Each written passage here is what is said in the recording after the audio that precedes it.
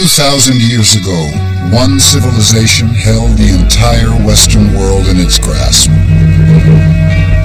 From Northern Europe to Africa and the Middle East, it imposed laws, ideas, and a single language. For 2 millennia, we've dreamed of its cities and its triumphs, its idealism and its decadence. Rome, the power and the glory.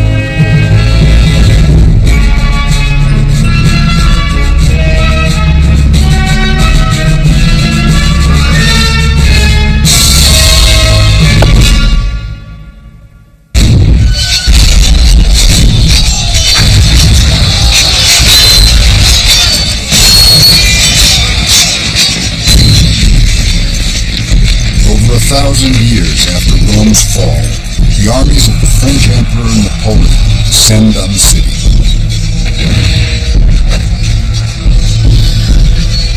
Napoleon's forces have already battled their way through Europe. To take Rome seems an afterthought.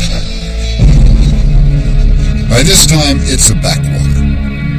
But for Napoleon, it has an almost religious significance.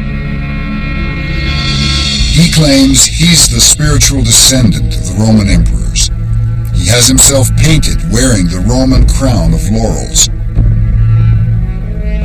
as if Rome still rules the world. His troops march unopposed into the city. It's like walking into a ghost town.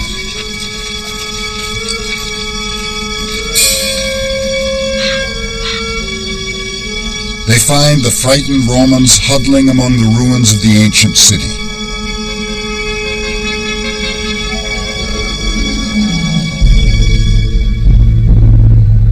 Crumbling palaces and arches still seem to echo the magnificent triumphs they were built to celebrate.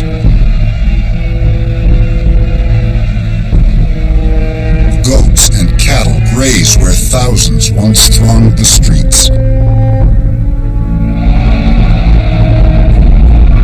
In 70 AD, when the Emperor Vespasian started building the massive Colosseum, Rome was 10 times larger than the city Napoleon found. Vespasian wanted a great theater for the gory spectacles Romans so loved.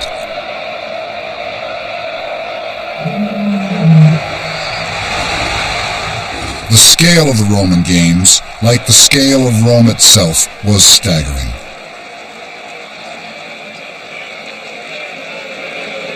The Colosseum had seating for 45,000 and standing room for 20,000 more.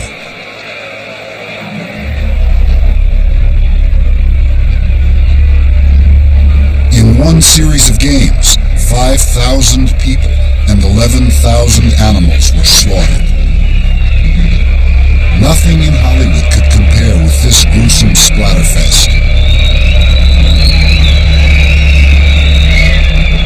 Blood and brutality were all too real, and the Romans were addicted to it.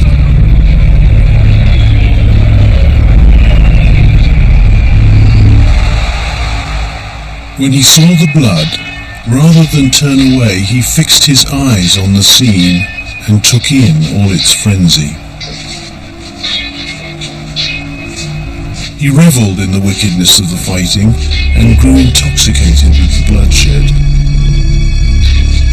When he left the arena, he took with him a sick mind, which left him no peace until he came back again. St. Augustine. They did get excited watching gladiators kill one another. I'm not denying that. But you know what? So do we. I think, for example, of the brouhaha over Mike Tyson. Right. What Mike Tyson did when he bit, was it Evander Holyfield's ear? That would have been applauded in the Roman arena. That's great. That's what you're supposed to do. In fact, you're supposed to rip the ear off and march around the arena with it in your mouth. That's what you're supposed to do.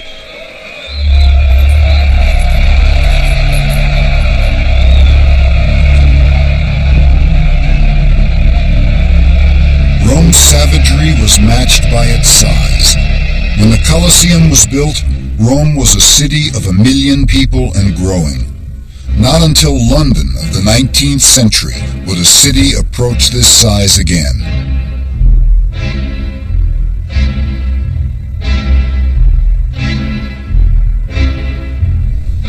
What I think you'd notice if a time traveller went back would be the smell, the noise, the dirt, the crowdedness.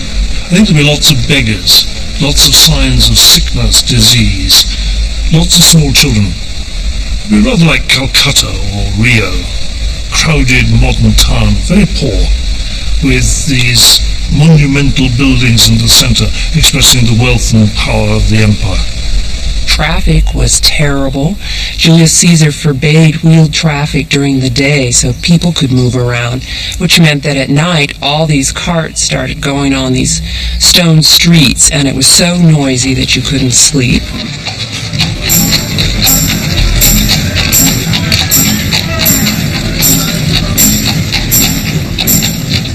To manage the problems of organizing such a huge concentration of people, the Romans invented the science of urban planning.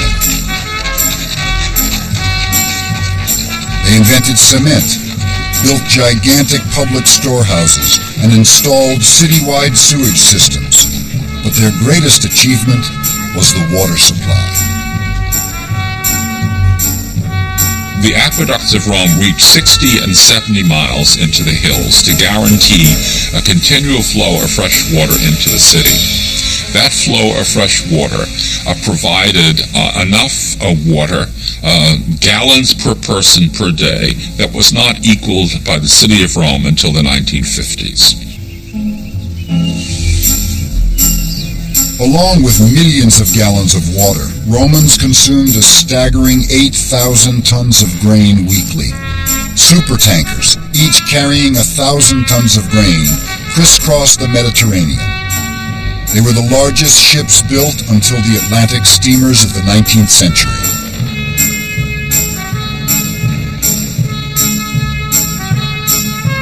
The city of Rome was the heart of an empire that stretched from Scotland to Syria.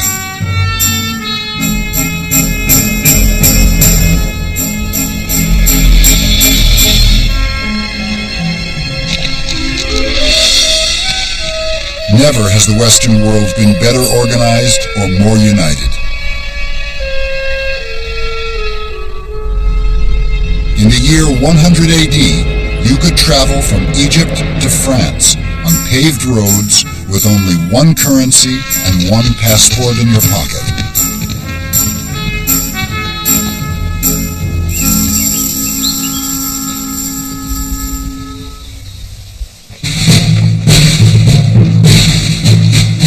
And this vast, well-organized empire would muster the largest army the world had ever seen.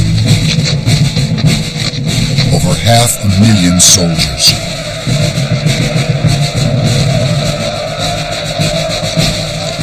Rome was the superpower of the ancient world.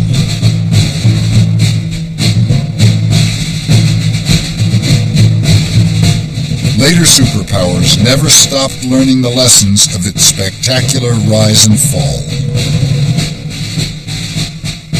Napoleon was not alone in his obsession with Rome. 20 years before Napoleon marched into Rome, on the other side of the Atlantic, a group of men were designing a political system for their new country.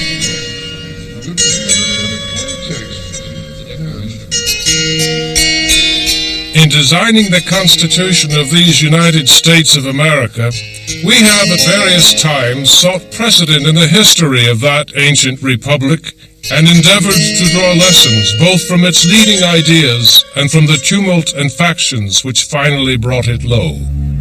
Thomas Jefferson.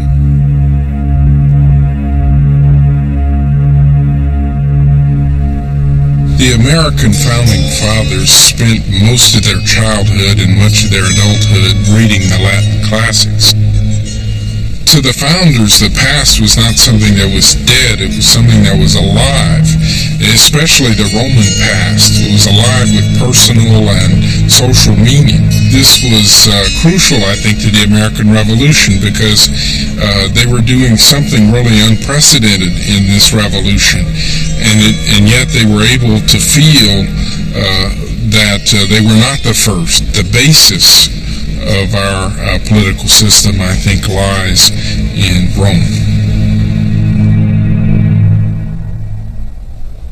The Western world grew up in Rome's shadow.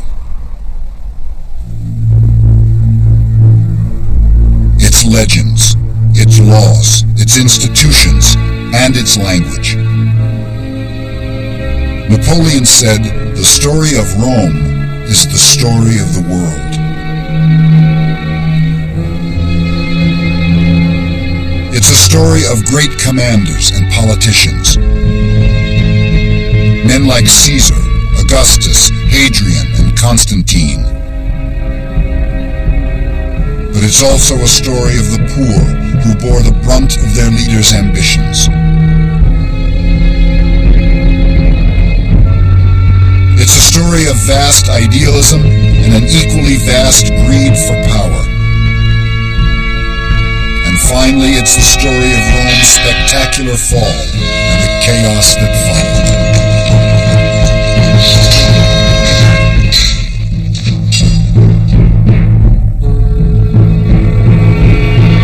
But behind all that are the stories of Rome's beginnings almost 3,000 years ago in the lush hills of central Italy.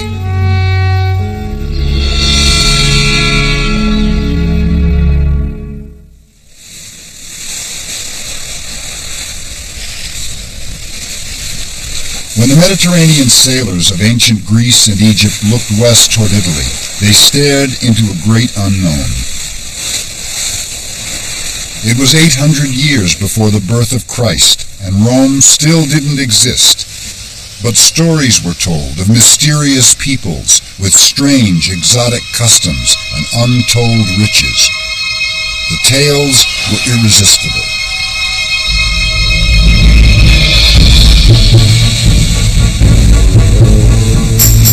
Setting off from the great civilized cities of the East like Athens and Tyre, adventurous Greek traders sailed west into uncharted seas.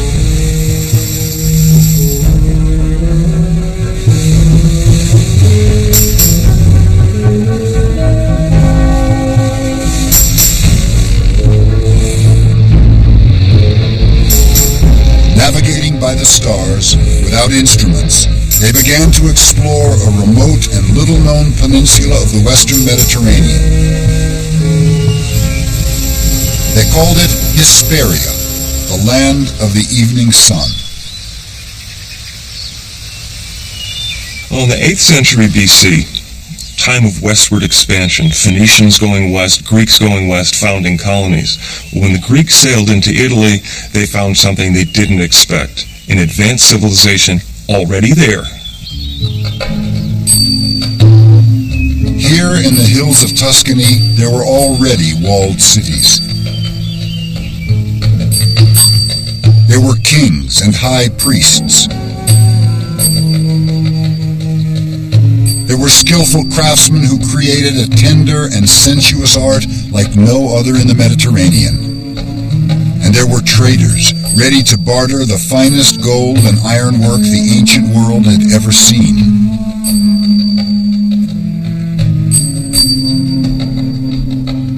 Before Rome, there were the Etruscans. They taught the Romans everything, but left no written records.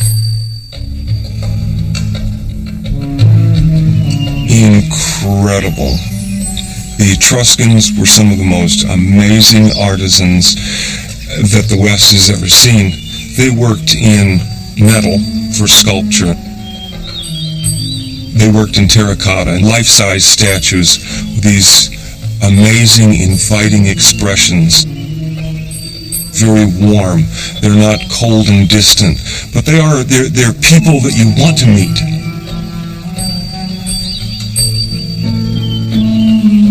The Etruscans lived in the fertile hills of Tuscany, but their real wealth lay underground, the richest deposits of iron ore, copper, and tin in the central Mediterranean.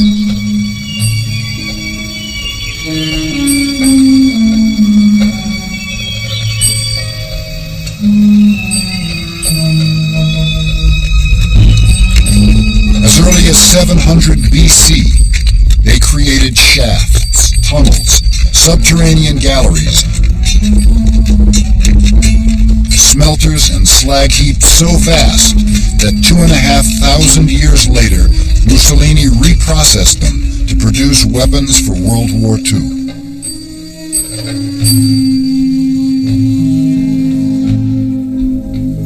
Etruscans traded their metalwork as far afield as Syria, Portugal, and even Sweden. But above all, the Etruscans were famous for their open displays of affection between men and women. It shocked the ancient world. The Greeks, who knew the Etruscans from very early on, before Rome was anything, before Rome was,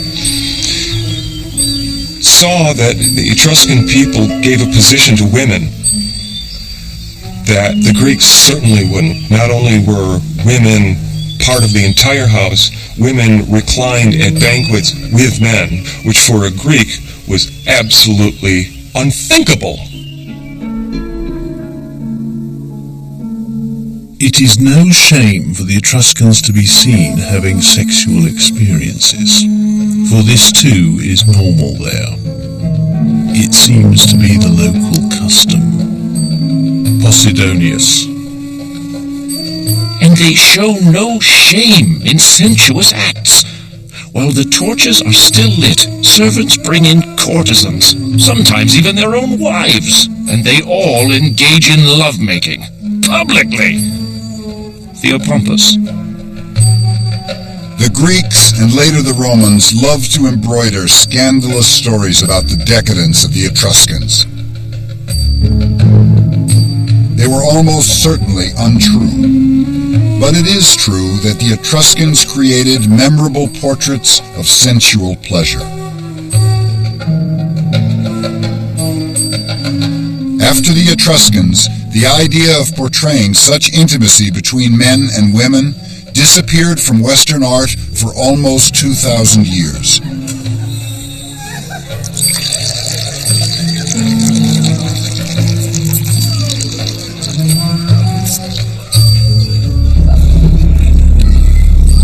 The change began with the Romans, who grew up in their shadow.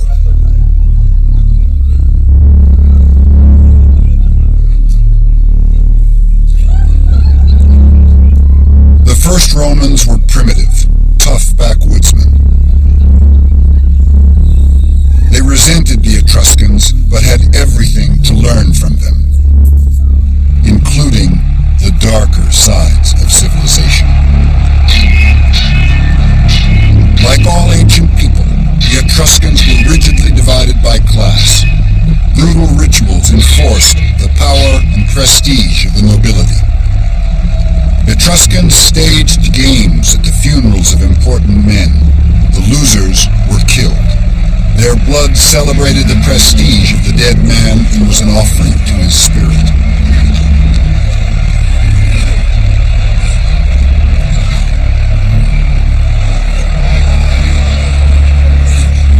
The wrestlers were slaves captured in warfare. Their lives were worth nothing. Only their deaths were significant. The practice of human sacrifice was common in the ancient world. The Etruscans were no exception. The blood of slaves and captives watered the ground at state rituals throughout the Mediterranean.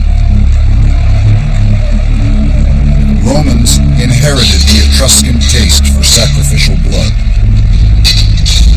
Gladiatorial combat was the Roman equivalent of these gory celebrations of power.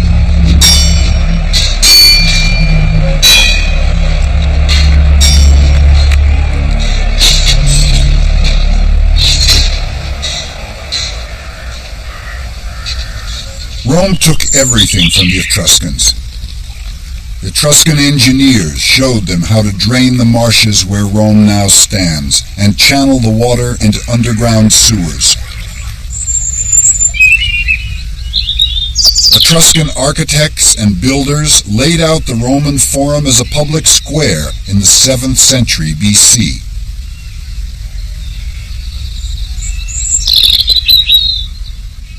Though Romans owed everything to the Etruscans, they would one day turn on them, crush their beautiful cities, and defame their memory. It would be the first step on Rome's path to empire.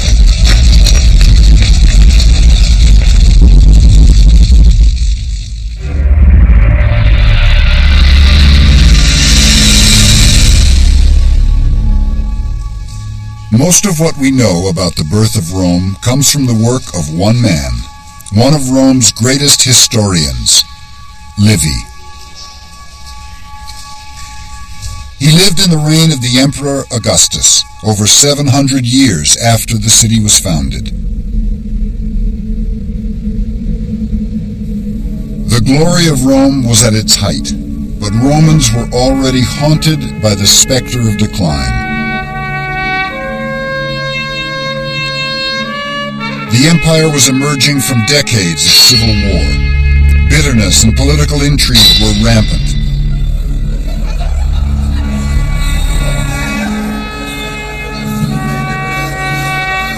Decadence, greed, and profiteering were the order of the day. To men like Livy, raised on the Roman stoic virtues of valor, loyalty, and self-sacrifice, it seemed the spirit of Rome was rotting. I feel that indulgence has brought us, through every form of sensual excess, to be morbidly attracted to death in all its forms. Rome is at the dark dawning of an age in which we can neither endure our vices, nor face the remedies needed to cure them. Livy. A cure was what Emperor Augustus was looking for.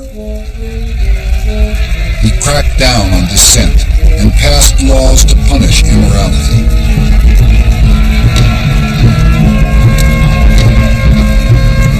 He was determined to reform the empire and force a return to Roman family values. Gaudy poets like Ovid, who wrote The Art of Love, were banished to the Asian steppes. When his own daughter Julia was rumored to have slept with half the Senate, Augustus banished her as well.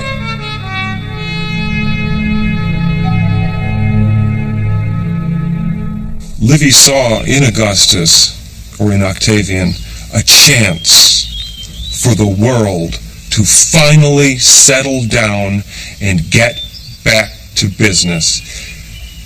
What made Rome great to begin with? You got to go back and look. Who were the heroes of the past that made Rome the city she was? I hope that history may be the best cure for a sick mind. At least it can remind us of what we once were and show us the depths to which we are now sinking. Livy set out to write a brief history of early Rome, celebrating its glories and virtues, propaganda for the reforms of Augustus. What he had to go on were stories handed down over the centuries. They were a mixture of fact and legend.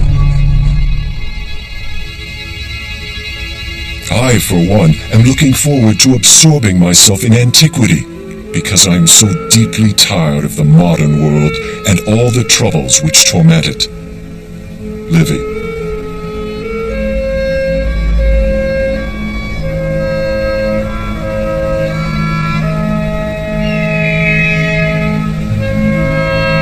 He believed Rome's mythological beginnings would reveal the stories of heroism and nobility Romans needed to hear.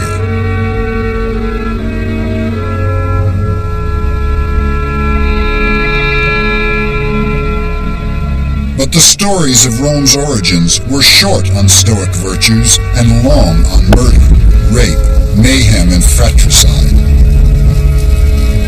To his dismay, Livy discovered they echoed the cruel realities of the Roman world of his own day.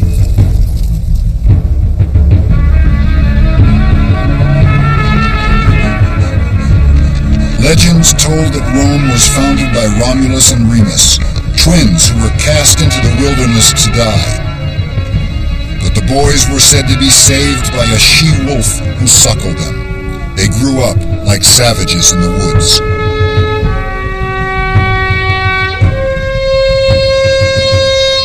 When they returned to found the city of Rome, they were filled with the simple, ferocious spirit of their wolf mother.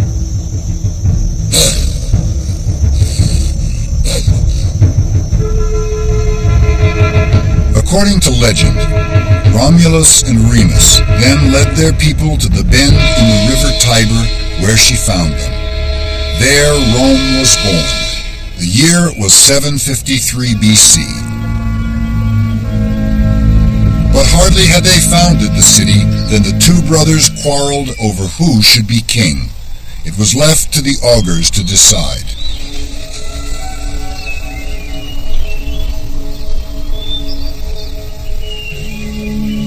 Augurs were the priests of early Rome who divined the will of the gods. They studied the movements of birds, the weather, the entrails of sheep before making their pronouncements, known as the auguries.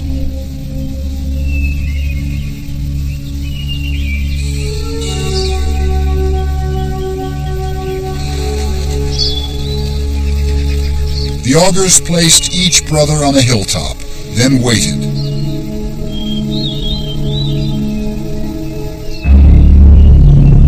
When birds flocked over Romulus, they knew he would be the first king of Rome.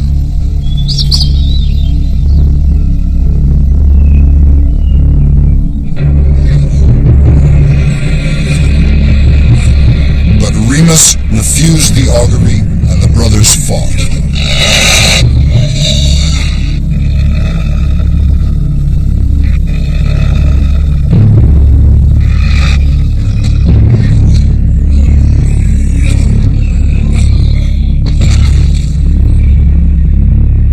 Romulus killed him.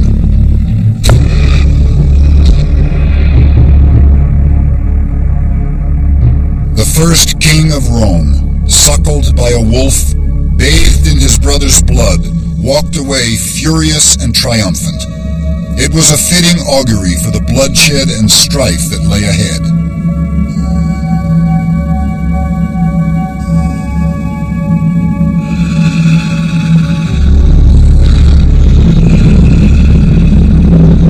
The story about Romulus killing his twin brother at the moment of the founding of the city is a very old story. It's very, very remarkable that in the late Republic the Romans were fighting civil wars, and of course it didn't escape their notice that this seemed to be prefigured in the myth with Romulus killing his brother. They actually thought this was a sort of curse on them, that they were fated to destroy each other. Well, the whole Roman psyche was based on violence. If you look at the foundation legends of Romulus and Remus, that's based on fratricide, right? One brother kills another to found a city. And from that point, it just escalates. The violence of the early Romans, in fact and fiction, was born of desperation. In real life, shunned by neighboring tribes, Rome was forced to welcome outcasts, vagrants, and fugitives. And they lured their neighbors, the Sabines, to a ritual of peacemaking. And they're all a pretty desperate lot. And Rome, the earliest community that is organized in that way, of course, is a place where no woman wants to go. So they haven't got any women. That's the first problem. And so the Romans, Romulus in particular, got an idea.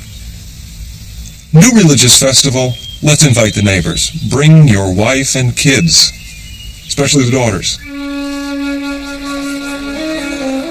The Sabines were wary, but accepted.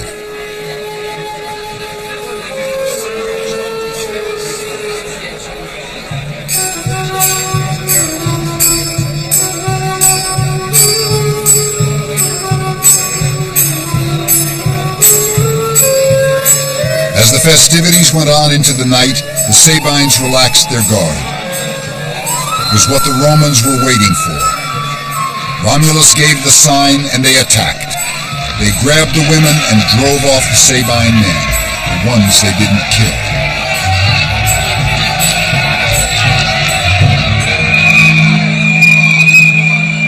When painters of a later age portrayed the rape of the Sabine women, they imagined a classical city. They were wrong. The early Romans were primitive people struggling desperately to survive.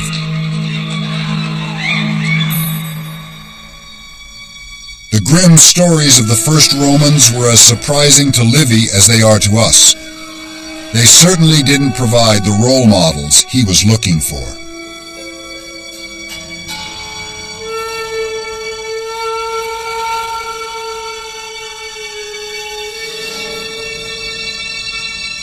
His little book turned into one of the most monumental histories ever written.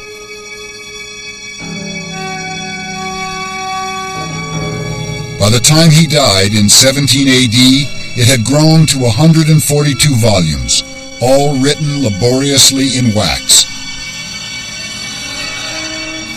It had absorbed his entire life. Livy's Chronicle was the bestseller of its day. It was more successful than he could ever have hoped, but had no effect whatsoever on the moral chaos of empire. Even 142 books were no match for the influence of so much power.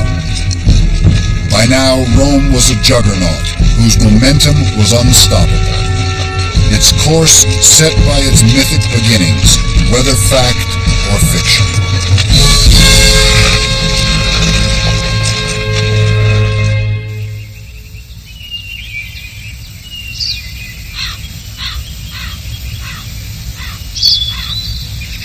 As it approached the 5th century BC, Rome was emerging from its legendary past into the real world of recorded history.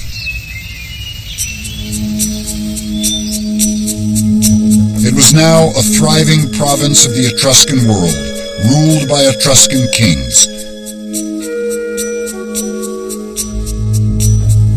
Primitive mud and thatch huts of Rome's early days had given way to a city of brick.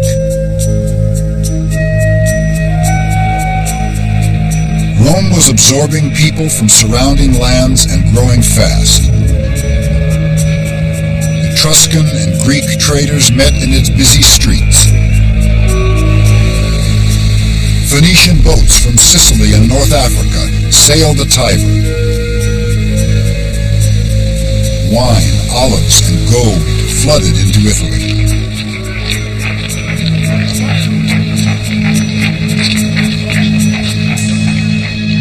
But Rome was still no different from many other prosperous cities of the Mediterranean. What first set it apart was not its capacity for trade or engineering or even warfare, but its ability to organize itself.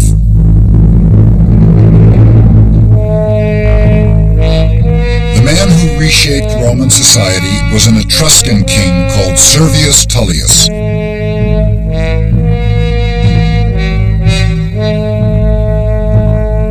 There are no statues of him. We have no idea what he looked like. He never became as famous as later rulers of Rome, but his mark on history may be even greater. And yet, all Servius Tullius did was carry out history's first census. Now, the Roman census, are a very important institution. They would count the Roman citizens, all right, and list them, and then distribute them in their appropriate classes and political units and so on. The census was a kind of way of grading Roman citizens according to their status and prestige.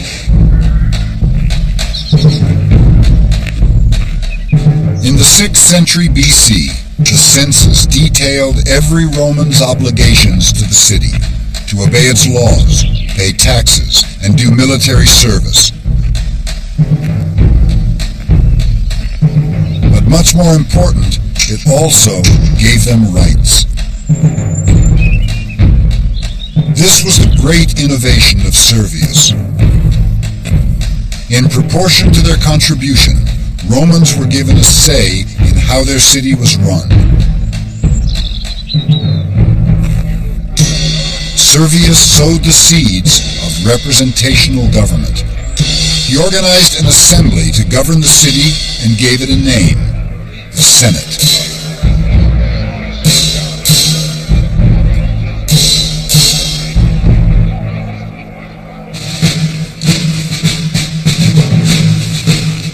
Finally, the census decreed that each of the city's social classes should contribute a group of soldiers for Rome's defense. They were called the legions, the fighting force that was going to put Rome's destiny back in its own hands and one day give it the world.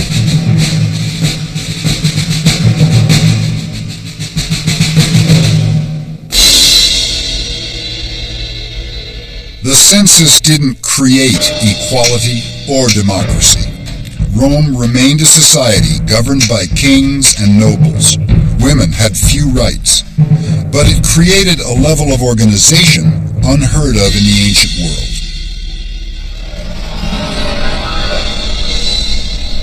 No man did more for Rome than the Etruscan king Servius. His reforms laid the foundations for Rome's greatest achievement, the creation of the Republic.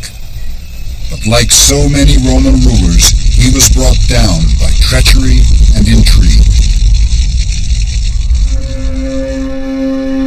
The king's own daughter wanted her husband Tarquin on the throne.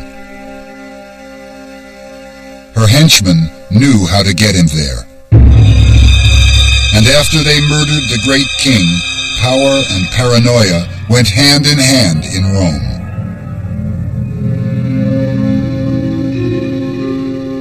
For almost 2 centuries, Rome had been ruled by Etruscan kings and Etruscan nobility.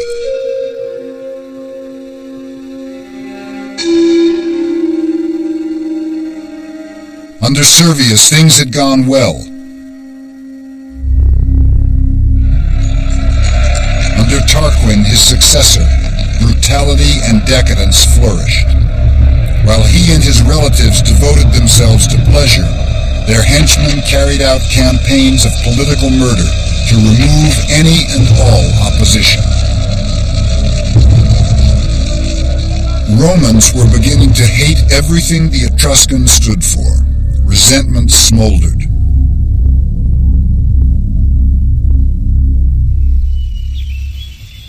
A woman called Lucretia was the spark that would set it on fire.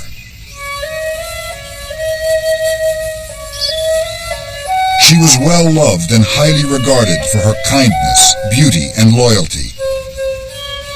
She represented everything Romans felt they had and the Etruscans didn't: honor, virtue, bravery.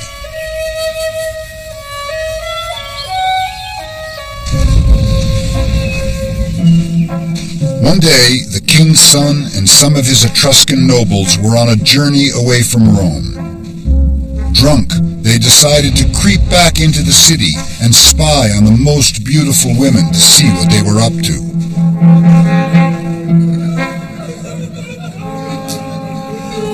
They found their own wives, as expected, partying.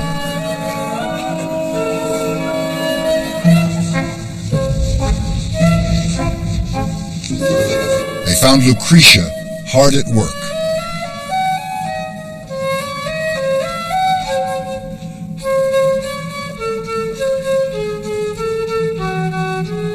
Because this was an indication of good, virtuous, matronly behavior.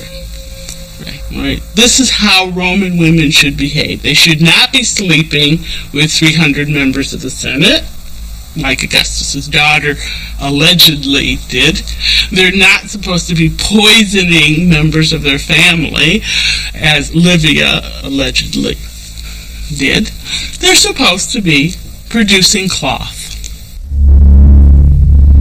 The next night, when he knew Lucretia's husband was away, King Tarquin's son crept back to her house alone. With a knife at her throat, he raped her and swore that if she breathed a word of it, he'd kill her.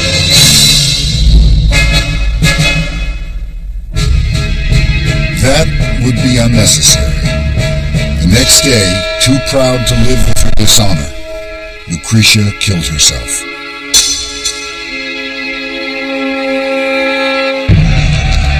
Romans went wild. Mobs tore through the streets and attacked Etruscans wherever they found them.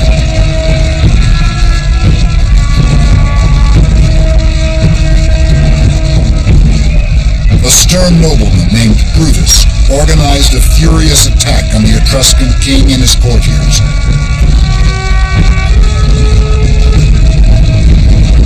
They were overwhelmed and fled for their lives.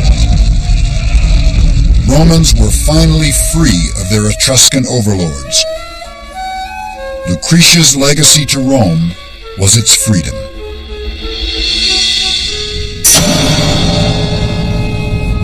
Romans vowed they would never again live under a king. So how exactly were they going to live?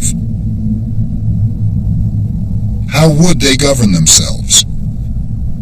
Their solution was momentous. They declared that the affairs of Rome would belong to the people, that citizens would vote, and that Rome would be a res publica, a public affair, a republic. Government would no longer be the business of kings. Rome would be ruled by laws and elected officials. The first two elected leaders, called consuls, were Brutus and Lucretia's widowed husband. And so a king was replaced with first two praetors, eventually two consuls, with two, both of them in agreement on everything, elected annually, so that no one person ever had very much power for very long at all. This paranoia about kings continues all the way through Roman history.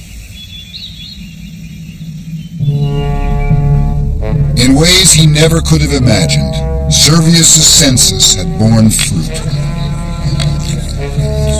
The new republic would be organized according to the voting categories and classes he put in place 40 years earlier. The birth of the republic staked Rome's claim to a place in history. SPQR was the republic's banner. Senatus Populusque Romanus, the Senate and people of Rome. It was the ancient world's first representational government. It paved the way for Rome's glories and all democracies to come.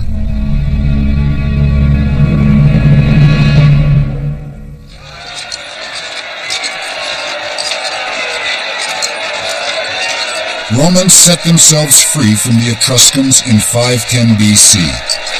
Next, they needed to be sure they stayed free.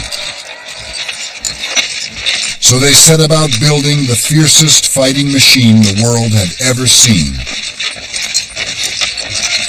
And now, it had its old masters to practice against.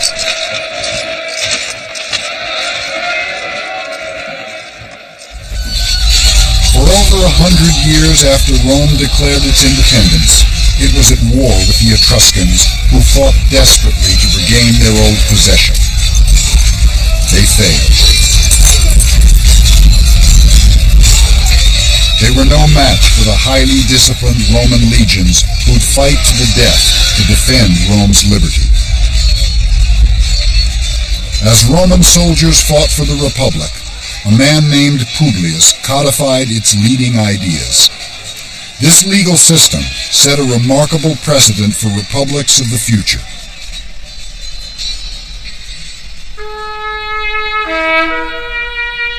"2,000 years later, when the founding fathers of the United States needed to defend their Constitution, they too wrote under the name of Publius.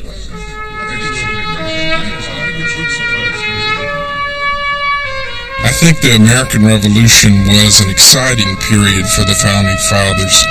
They were excited by the opportunity to match their ancient heroes' struggles against tyranny, in a sense to rival the noble deeds they had spent their youth reading about.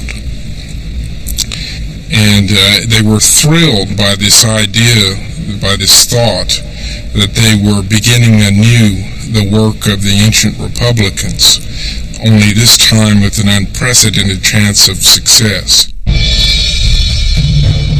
Throughout the 5th century BC, the struggle for the Republic went on.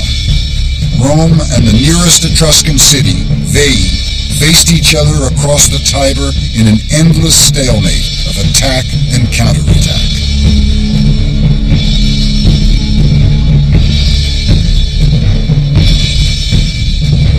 Finally, after decades of bitter skirmishing, a Roman army battled its way toward the Etruscan city.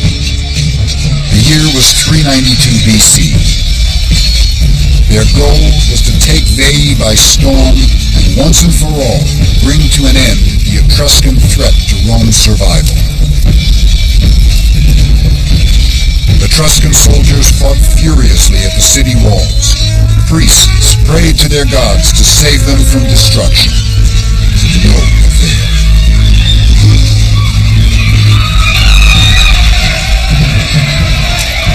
The Romans smashed through the Etruscan defenses and laid waste to the city. They slaughtered the men and made slaves of the women.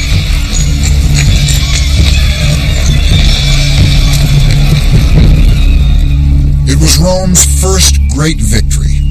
There would be many more, each celebrated by the building of a triumphal arch, a monument to the glory of victory and the humiliation of the defeated.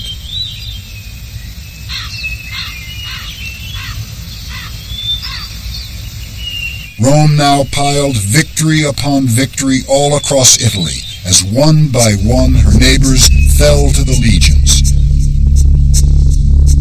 Rome's rise was gathering momentum, and by now seemed unstoppable. But she suffered one setback, which haunted the empire forever.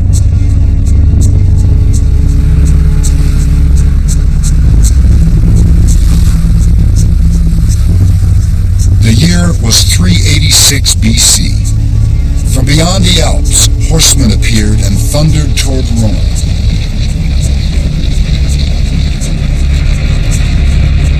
The Romans called them barbarians. They were Celts from Gaul, present-day France. The Gauls were a warlike people, but this time they weren't looking for battle. Wars with their neighbors had pushed them out of their own territory. Now, they needed a new home. Rome dominated central Italy, so the Gauls asked them for territory.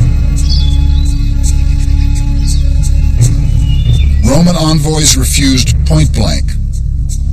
Who did these barbarians think they were to presume upon Rome in this way? They'd insulted the Gauls, which was a mistake. The Gauls descended on Rome in a fury. What they weren't given, they would take. Romans were fierce warriors, but had no idea how to fight these people, who charged into battle in a suicidal frenzy. Their savagery, even by Roman standards, was terrifying. Taken by surprise, the Romans barricaded themselves inside their city and hoped these terrifying wild men would go away. They didn't. The Gauls smashed their way into the city and ransacked it. The Romans only escaped being slaughtered by paying the Gauls everything they had to move on and leave them in peace. Rome's humiliation was complete. The words of the Gallic chieftain as he exacted his crushing payment would ring in Roman ears for centuries to come. Woe to the vanquished.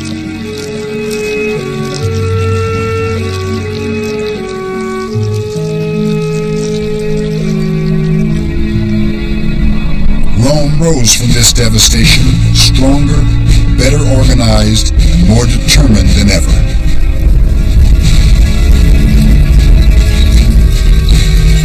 It forged an iron spirit and a civilized code of honor, the stoic virtues of valor, discipline, and self-sacrifice. That code produced soldiers and commanders with an unflinching dedication to duty. One of the most famous was Cincinnatus. Cincinnatus was a Roman who came to embody the classic virtues like no other. Although a nobleman, he liked to work his fields with his own hands. One day as he worked, a messenger arrived with news that Rome was being attacked. And in such an emergency situation as this, the Roman constitution called for the appointment of a dictator, somebody who would be elected by the people, but then once elected, would have absolute power, life and death power over all citizens, but only for a maximum of 6 months. He dropped his plow, hurried to the city, took up command of the army, and was named dictator. He quickly won a great victory and returned to the city in triumph. Now he could have stayed on and he could have used his power as he wished, but the very day that he returned to the city, we're told, he immediately resigned the office of dictator, walked back to his farm outside the city, and continued to plow his farm. And the Romans loved to tell that story because here was a man who was totally selfless, who cared nothing for his own livelihood, for his own life, but merely to serve, wished to serve. And so it's no accident that one of the most famous sculptures in American history is that of George Washington as a Cincinnatus. George Washington knew that many people compared him with Cincinnatus, and he liked that, and he consciously worked to encourage that image. And so, for instance, during the darkest periods of the war, when some thought maybe he should resign, he held off that resignation because he wanted to do like Cincinnatus did, wait until the enemy was defeated, and then in a big show lay down his power, which he did, and he retired to his own plow at Mount Vernon. Cincinnatus became the role model for the Roman politician commanders Napoleon so admired. He embodied the code of conduct that powered Rome's rise and extended Rome's dominion over the entire Western world.